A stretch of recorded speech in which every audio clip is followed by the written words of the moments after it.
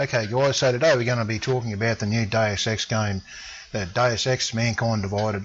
Now, I've had this game since it came out. I bought it pre-release. I've been looking forward to it because I played the other games and I loved it in pieces, so I thought I'd love this one as well. And I sort of do and I sort of don't, but I'll get to that later on in the video.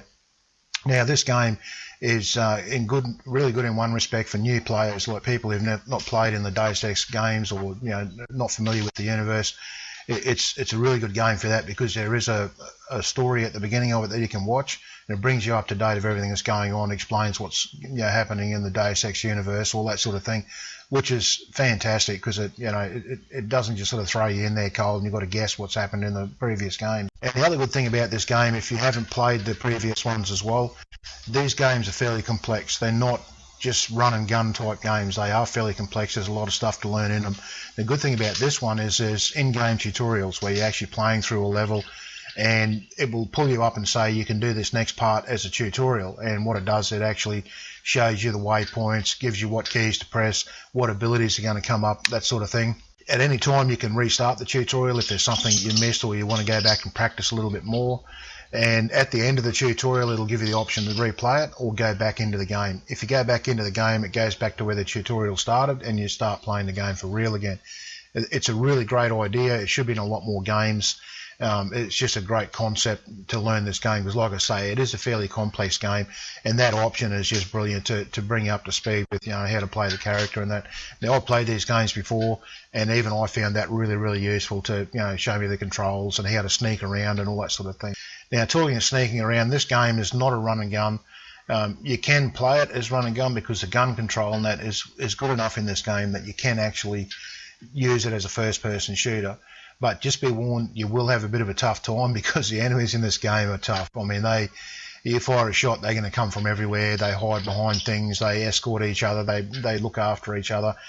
So just be warned, guys, run and gun is a little bit tougher in this game than it would be in a normal first-person shooter. Now, having said that, the other good thing about this is that you don't have to run and gun and you don't have to sneak through the whole game. I don't mind playing the sneaky thing, but it gets a bit boring for me after a while. So a good option with this game, you can actually do a bit of both. You can pick your own level of stealth and your own level of run and gun type thing. So I sort of play half and half. Some levels I just start getting bored. So what I do, I will, pull the guns out and go for it. So this game gives you that option, which is absolutely brilliant. The weapons in the game are great. One of the things is the ammunition for the weapons is a little bit hard to come by. You can earn money, you can buy ammunition and stuff like that. There's a lot of guns get dropped, but you don't get that much ammunition off the bodies. So just be aware, if you're going to run and gun, you're always going to be running short on ammunition. Now, the next part of the game is the immersion. What I mean by immersion is how good is the actual world that they built in this game. And for me, it's absolutely brilliant. I just adore. The graphics are awesome. The city space itself, while not really big, it's not like a big large open world game. It's very detailed. It feels gritty. It feels real. As you walk around the street, you'll hear other people talking. You can earwig on their conversations and pick up little details and stuff like that. The police are everywhere. They're always asking for your ID. There's shops you can go into and buy stuff. That the world feels like real. It's just like with the posters and the graffiti and the people being oppressed and all that sort of thing, and it's a really great little atmosphere they've created, and it really immerses you in the game. And like I say, the world's not that big, but it's so detailed it doesn't really matter. Now, what I was saying about the graphics being awesome, they are awesome, but they're very hard on your rig.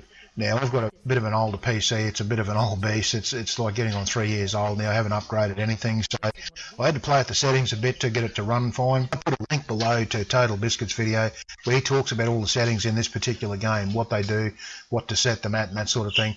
Now, everyone's PC is different, obviously, but that's a great little tutorial that he's put up there showing you what you can adjust, what it actually does, and all that sort of thing. And you'll find a comfortable medium on your machine to run this nicely. Now, I've set mine on high, I've set it on low, and even on low, this game still looks beautiful. Colours vibrant. The city, just when the graphics are up, it looks really gritty and nice, and the graphics really do the game justice.